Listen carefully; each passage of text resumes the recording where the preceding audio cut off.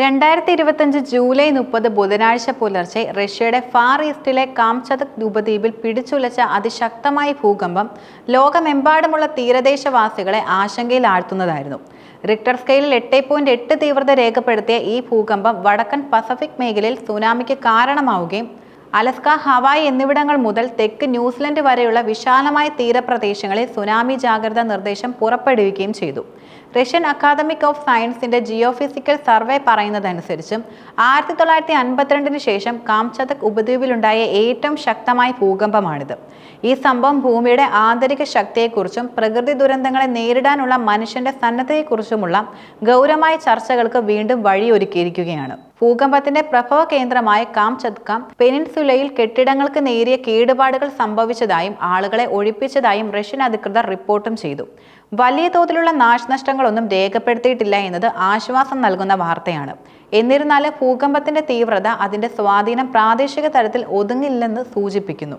റഷ്യയിലെ കുരിൽ ദ്വീപുകളിലെ പ്രാഥമിക പട്ടണമായ സെവേറോ കുറിക്സിലാണ് ആദ്യ സുനാമി തിരമാല ആഞ്ഞടിച്ചതെന്ന് പ്രാദേശിക ഗവർണർ വലേരി ലിമാരേങ്കോ അറിയിക്കുകയും ചെയ്തു. തുടർന്നുള്ള തിരമാലകളുടെ ഭീഷണി നീങ്ങുന്നതുവരെ താമസക്കാർ സുരക്ഷിതരാണെന്നും ഉയർന്ന പ്രദേശങ്ങളിൽ തുടരണമെന്ന് അദ്ദേഹം മുന്നറിയിപ്പും നൽകി. പ്രാദേശിക ഭരണകൂടത്തിന്റെ ദ്രുതഗതിയിലുള്ള പ്രതികരണവും ജനങ്ങളെ സുരക്ഷിത സ്ഥാനങ്ങളിലേക്ക് മാറ്റാനുള്ള ശ്രമങ്ങളും അഭിനന്ദനാർഹമാണ്. ജപ്പാന്റെ ഏറ്റവും വടക്കേ അറ്റത്തുള്ള പ്രധാന ദ്വീപായ ഹൊക്കൈഡോയുടെ തെക്കൻ തീരത്ത് സ്ഥിതി ചെയ്യുന്ന ടൊക്കാച്ചിൽ 40 സെന്റിമീറ്റർ അതായത് 1.3 അടി ഉയരമുള്ള സുനാമി തിരമാലകൾ രേഖപ്പെടുത്തിയതായി ജപ്പാൻ കാലാവസ്ഥാ ഏജൻസി അറിയിക്കുകയും ചെയ്തു. താരതമ്യേന ചെറിയ തിരമാലകളാണെങ്കിലും ലോകത്തിലെ ഏറ്റവും സുനാമി സാധ്യതയുള്ള രാജ്യങ്ങളിലൊന്നായ ജപ്പാൻ ഈ മുന്നറിയിപ്പുകളെ അതീവ ഗൗരവത്തോടെയാണ് കാണുന്നത്. ഫുക്കുഷിമ ദുരന്തത്തിന്റെ പാഠങ്ങൾ ഇന്നും ജപ്പാന്റെ മനസ്സിലുണ്ട്. സമുദ്രത്തിന്റെ അടിത്തട്ടിലെ പെട്ടെന്നുണ്ടായ ലംബമായ ചലനങ്ങൾ മൂലമുണ്ടാകുന്ന കൂറ്റൻ സമുദ്ര തിരമാലകളെയാണ് സുനാമി എന്ന് പറയുന്നത്. സാധാരണയായി ശക്തമായ ഭൂകമ്പങ്ങൾ മൂലമോ വെള്ളത്തിനടിയിലെ വലിയ മണ്ണിടിച്ചിലുകൾ മൂലമോ ആഴം കുറഞ്ഞ ഫോൾട്ടുകൾ ഉണ്ടാകാറുണ്ട്. ഈ തിരമാലകൾ തീരപ്രദേശങ്ങൾക്ക് സമീപമുള്ള ആഴം കുറഞ്ഞ വെള്ളത്തിലേക്ക് സഞ്ചരിക്കുമ്പോൾ അവയുടെ ഉയരം വർദ്ധിക്കുന്നുവെന്ന് യുണൈറ്റഡ് സ്റ്റേറ്റ്സ് ജിയോളജിക്കൽ സർവേ വ്യക്തമാക്കുകയും ചെയ്യുന്നുണ്ട്. ആഴക്കടലിൽ കപ്പലുകൾക്ക് പോലും തിരിച്ചറിയാൻ കഴിയാത്തത്ര ചെറുതായേക്കാവുന്ന ഈ തിരമാലകൾക്ക് തീരങ്ങളിൽ എത്തുമ്പോൾ ഭീകര രൂപം പ്രാപിക്കാൻ കഴിയും. വൻ ഭൂകമ്പങ്ങൾ ഭൗമോപരിതലത്തിലെ പ്ലേറ്റുകളിൽ ഉണ്ടാക്കുന്ന ചലനങ്ങളാണ് പ്രധാനമായും സുനാമിക്ക് കാരണമാകുന്നത്.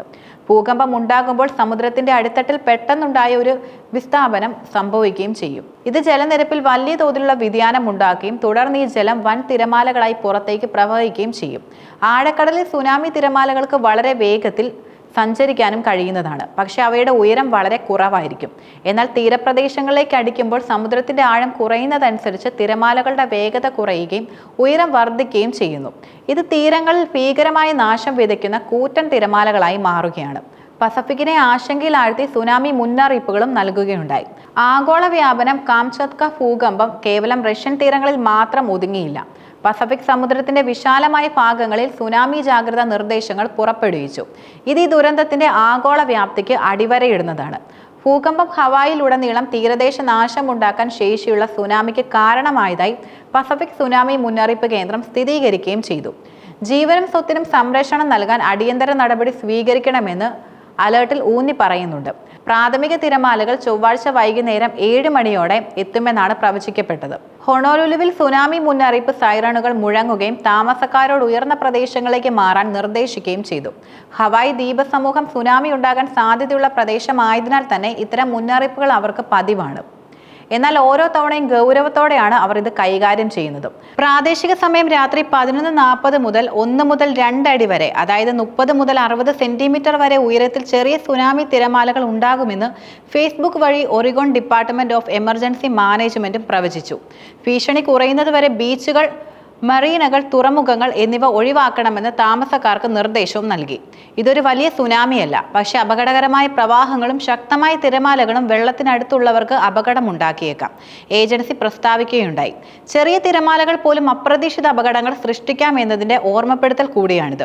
ഭൂകമ്പത്തിന് മറുപടിയായി കാനഡയിലെ ബ്രിട്ടീഷ് കൊളംബിയയിലുടനീളമുള്ള പ്രദേശങ്ങൾക്കും വാഷിംഗ്ടൺ, കാലിഫോർണിയ തുടങ്ങിയ അമേരിക്കൻ സംസ്ഥാനങ്ങൾക്കും സുനാമി മുന്നറിയിപ്പും നൽകി. വടക്കേ അമേരിക്കയുടെ പടിഞ്ഞാറൻ തീരങ്ങളിൽ സുനാമിക്ക് സാധ്യതയുണ്ടെന്ന മുന്നറിയിപ്പ് പതിവാണെങ്കിലും ഇത്തവണത്തെ തീവ്രത കണക്കിലെടുത്ത് കനത്ത ജാഗ്രതയാണ് പുലർത്തിയത്. പസഫിക് സമുദ്രത്തെ അഭിമുഖീകരിക്കുന്ന തീരദേശ പ്രവേശികൾക്ക് 1 മീറ്ററിൽ 3 അടി വരെ താഴെ ഉയരത്തിൽ സുനാമി തിരമാലകൾ ഉണ്ടാകാൻ സാധ്യതയുള്ളതായി ഫിലിപ്പീൻസ് ഉദ്യോഗസ്ഥരും മുന്നറിയിപ്പ് നൽകി. ബീച്ചുകളും തീരദേശ ജലാശയങ്ങളും ഒഴിവാക്കാൻ ജനങ്ങളോട് ആവശ്യപ്പെട്ടു. ഇത് ഏറ്റവും വലിയ തിരമാലകളായിരിക്കില്ലായിരിക്കാം, പക്ഷേ ഇത് മണിക്കൂറുകളോളം തുടർന്നേക്കാം. വെള്ളത്തിൽ നീന്തുന്ന ആളുകളെ അപകടത്തിലാക്കാം. Philippine institute of volcanology and സിസ്മോളജിയിലെ തെരേസിറ്റോ ബക്കോൾക്കോൾ പറഞ്ഞു, ദ്വീപസമൂഹമായ ഫിലിപ്പീൻസിന് സുനാമി ഭീഷണി ഒരു സാധാരണ കാര്യമാണ്. രാജ്യത്തിന്റെ തീരപ്രദേശത്ത് ശക്തവും അസാധാരണവുമായ പ്രവാഹങ്ങളും ഉയർന്ന തിരമാലകളും ഉണ്ടാകുമെന്ന് ന്യൂസിലൻഡിലെ അധികാരികൾ മുന്നറിയിപ്പ് നൽകി. ബീച്ചുകൾ, തുറമുഖങ്ങൾ, നദികൾ, അഴിമുഖങ്ങൾ എന്നിവിടങ്ങളിൽ ഉടൻ ഒഴിപ്പിക്കൽ അടിയന്തര ഏജൻസി പൗരന്മാരോട് അഭ്യർത്ഥിച്ചു. ഭൂകമ്പത്തിന്റെ പ്രഭവ കേന്ദ്രത്തിൽ നിന്ന് ന്യൂസിലൻഡ് ഏകദേശം 6000 മൈൽ, അതായത് 9600 കിലോമീറ്റർ അകലെയാണെന്നത് സുനാമി തിരമാലകൾക്കും എത്ര ദൂരം സഞ്ചരിക്കാൻ കഴിയുമെന്നതിന്റെ വ്യക്തമായ ഉദാഹരണമാണ്. ദൂരവ്യാപകമായ പ്രത്യാഘാതങ്ങൾ സൃഷ്ടിക്കാൻ സുനാമിക്ക് കഴിയുമെന്നതിന്റെ ഏറ്റവും വലിയ തെളിവുകളിൽ ഒന്നാണിത്. റഷ്യയുടെ കിഴക്കൻ തീരത്തിനടുത്ത് 8.8 തീവ്രത രേഖപ്പെടുത്തിയ ഭൂകമ്പത്തെ തുടർന്ന് ചൊവ്വാഴ്ച പെറുവിൽ സുനാമി മുന്നറിയിപ്പ് നൽകിയതായി രാജ്യത്തിന്റെ നാവികസേന അറിയിക്കുകയും ചെയ്തു. ദേശീയ സുനാമി മുന്നറിയിപ്പ് കേന്ദ്രത്തിന്റെ വിശകലനത്തിനും വിലയിരുത്തലിനും ശേഷം ഈ സംഭവം പെറുവിയൻ തീരത്ത് സുനാമി മുന്നറിയിപ്പ് സൃഷ്ടിക്കുമെന്ന് കണ്ടെത്തി. സ്ഥിതിഗതികൾ നിരന്തര നിരീക്ഷണത്തിൽ സൂക്ഷിക്കുമെന്ന് പെറുവിയൻ നാവികസേനയുടെ ഡയറക്ടറേറ്റ് ഓഫ് ഹൈഡ്രോഗ്രഫി ആൻഡ് നാവിഗേഷൻ പ്രസ്താവിച്ചു. പസഫിക് സമുദ്രത്തിന്റെ കിഴക്കൻ തീരത്തുള്ള രാജ്യങ്ങളെയും ഈ സുനാമി ബാധിച്ചു എന്നതും ശ്രദ്ധേയമാണ്. ഈ സംഭവം പസഫിക് റിംഗ് ഓഫ് ഫയർ മേഖലയിൽ സ്ഥിതി ചെയ്യുന്ന രാജ്യങ്ങളുടെ ദുരന്ത നിവാരണ സന്നദ്ധയുടെ പ്രാധാന്യം ഒരിക്കൽ കൂടി അടിവരയിടുന്നതാണ്. ലോകത്തിലെ ഏറ്റവും കൂടുതൽ ഭൂകമ്പങ്ങളും അഗ്നിപർവ്വത സ്ഫോടനങ്ങളും നടക്കുന്ന മേഖലയാണിത്. അതുകൊണ്ട് തന്നെ ഈ പ്രദേശത്തുള്ള രാജ്യങ്ങൾ എപ്പോഴും അതീവ ജാഗ്രത പുലർത്തേണ്ടതുണ്ട്. സാങ്കേതിക വിദ്യയുടെ സഹായത്തോടെയുള്ള മുൻകൂർ മുന്നറിയിപ്പ് സംവിധാനങ്ങൾ സുനാമി പോലുള്ള ദുരന്തങ്ങളെ നേരിടാൻ അത്യന്താപേക്ഷിതമാണ്. ഭൂകമ്പം രേഖപ്പെടുത്തിയ ഉടൻ തന്നെ സുനാമി മുന്നറിയിപ്പ് കേന്ദ്രങ്ങൾ സജീവമാക്കുകയും വിവരങ്ങൾ ശേഖരിച്ച് വിശകലനം ചെയ്ത് അപകട സാധ്യതയുള്ള പ്രദേശങ്ങളിലേക്ക് മുന്നറിയിപ്പ് കൈമാറുകയും ചെയ്യുന്നുണ്ട്. ഇത് ജനങ്ങൾക്ക് സുരക്ഷിത സ്ഥാനങ്ങളിലേക്ക് മാറാൻ ആവശ്യമായ സമയം നൽകുന്നു. ഭൂകമ്പം പ്രതിരോധിക്കുന്ന കെട്ടിട നിർമ്മാണ സാങ്കേതിക വിദ്യകൾ ദുരന്തങ്ങളുടെ ആഘാതം കുറയ്ക്കുന്നതിൽ നിർണായക പങ്കും വഹിക്കുന്നുണ്ട്. ജപ്പാൻ പോലുള്ള രാജ്യങ്ങൾ ഈ രംഗത്ത് വലിയ മുന്നേറ്റങ്ങൾ നടത്തിയിട്ടുമുണ്ട്.